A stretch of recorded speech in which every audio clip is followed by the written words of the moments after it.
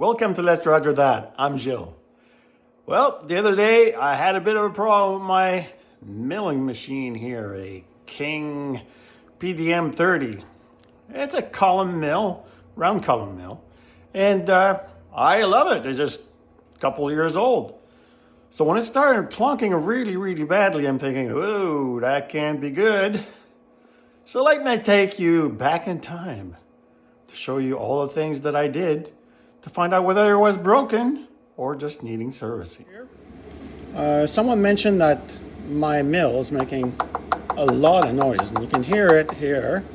And I've traced it down to this. When I'm fly cutting and whatnot, you know, every time the cutter hits the material, this happens, of course. Here's what it sounds like. Noise comes from the head. So I'm gonna have to take the spindle out and inspect it and find out what's wrong. First thing that has to come off on this thing is gonna have to be this here, and hopefully I can release the spindle from the bottom and then take it out from there. All right, first thing to know in order to get this off, it's reverse threads. Next, I took this off. Okay, so we still have to free that spindle, and this here is geared into the spindle, right, to lift it up and down, that sort of thing. So you've got 2 1/4-inch cap head screw bolts here. Those have to come off. Underneath here, you've got a spring-loaded retainer, I'll call it, and it's held by a 3/16 cap screw. So you've got to remove that, and once you do, this should be free to come out. Once you release this, all it took is a couple of very light hammer hits. Now don't take this spring off because it'll just, you'll never be able to put that back there. So make sure it stays retained inside that thing. And as soon as you take that off, the spring lets go and then the spindle goes down. So now I'm gonna have to hold that up, remove this part, and lift the head until I can free the whole spindle. Actually, before you can remove this here, there's a retention screw here on this shaft with a Phillips head. So that's gonna come off for sure. All right, now let's take this out. There we go, and the spindle comes right down. And there it is. Voila. All right, so at first glance, I don't see any damage on the spindle casing. Nothing to show that there's been hitting happening on it. This here is nice and snug. It doesn't move up or down. Well, quite frankly, it means that I have to keep looking.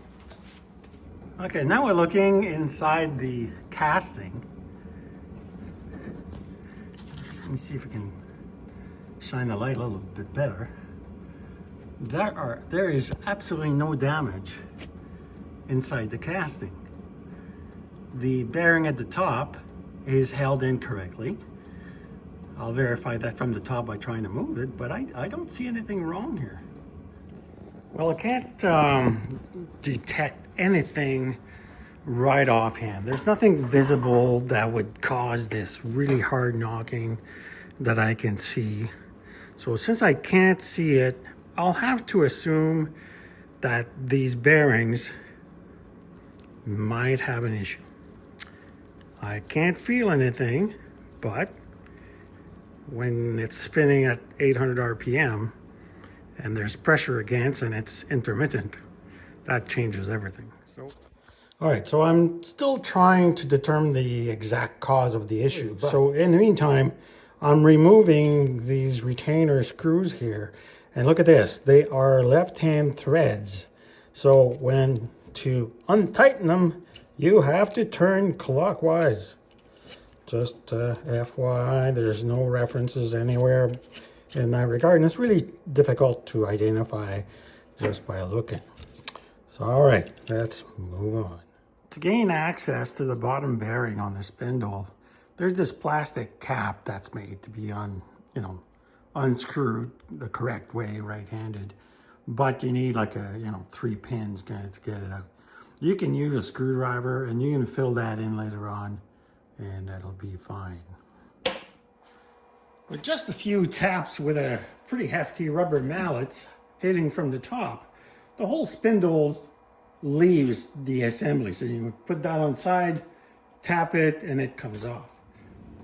If you decide to use a puller to remove the spindle's pulley, I would advise against it. Okay, I just managed to get this off, and the way I did it is I took a propane torch, heated the around all this. I did put my puller at locations around this and just applied steady pressure on this, all right?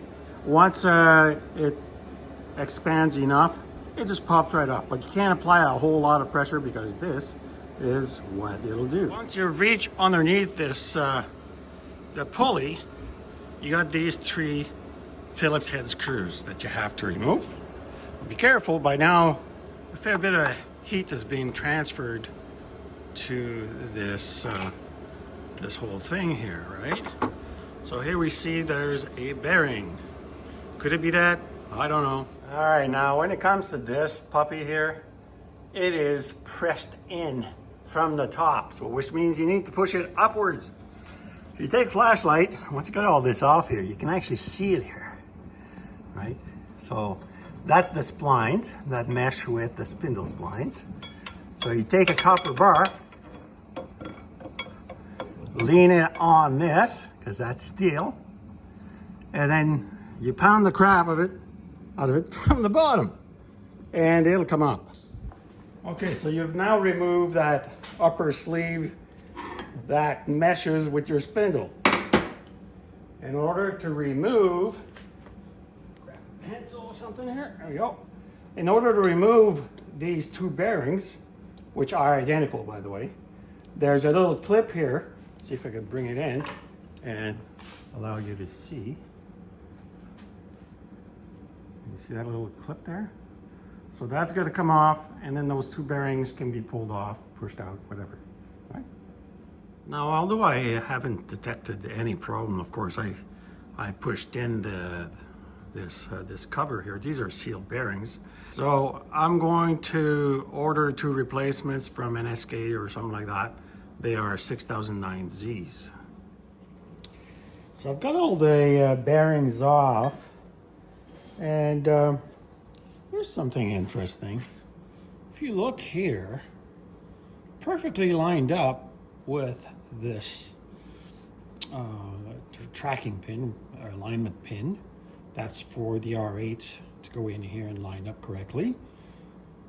There's a pretty good groove here.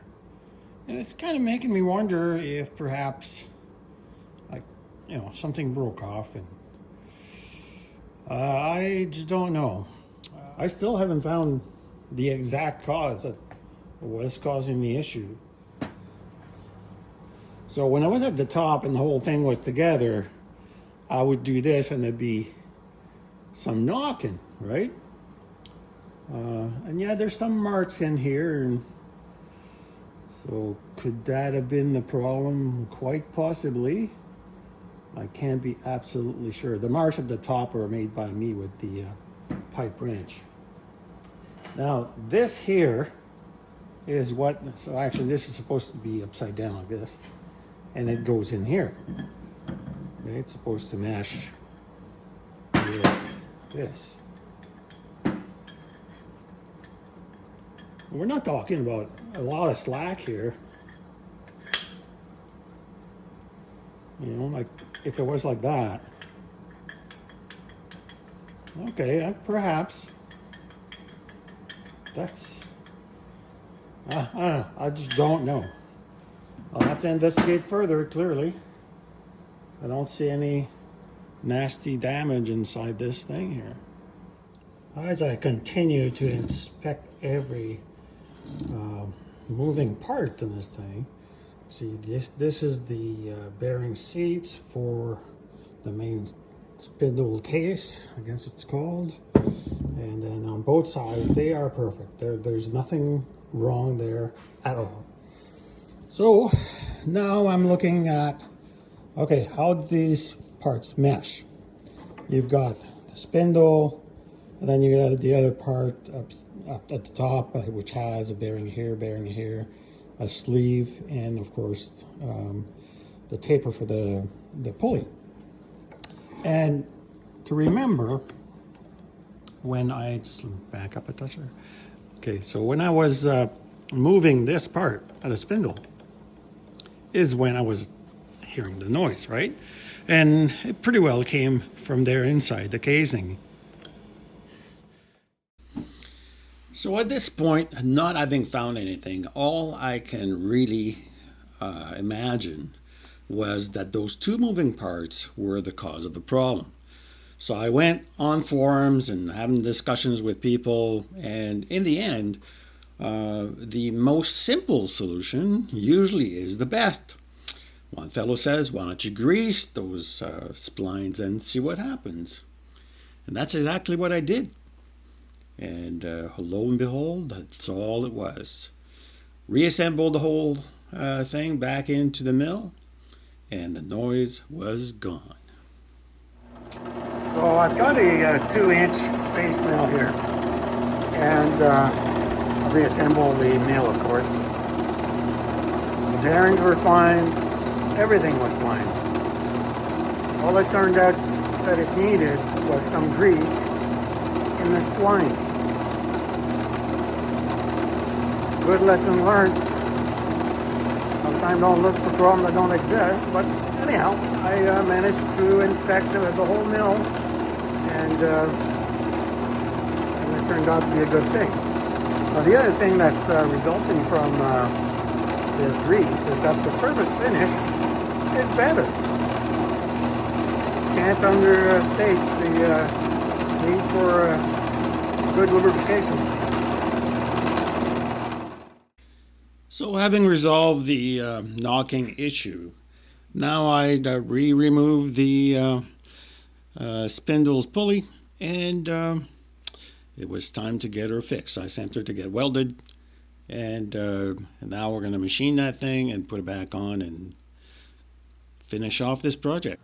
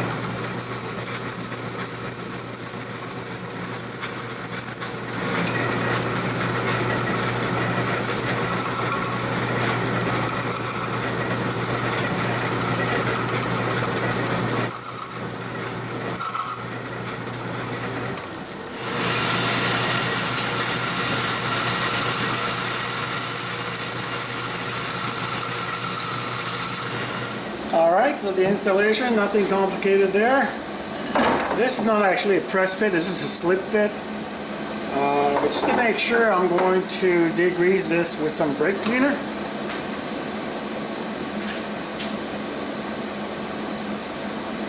A little bit goes a long way. There we go. I've already done the spindle. Alright. Take it, just put it on.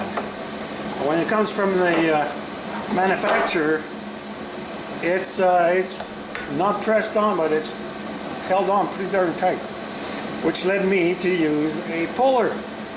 But if you're going to do this, remove this spindle, you have to heat it up first. Alright? Okay, so all there is to hold this is one left or counterclockwise nut. Put it on, snug it, and we're done. So there you have it. Now you've seen all this stuff that I did for absolutely nothing. All I had to do was grease the splines and took care of it all. But I didn't know, so it's all right. So hopefully this helps someone out there. Before you start taking your milling machine apart, just have a look at those splines. If they're dry as a bone, put some grease in there. Anyway, thanks for watching. Please subscribe, like the video, and take care. Bye-bye.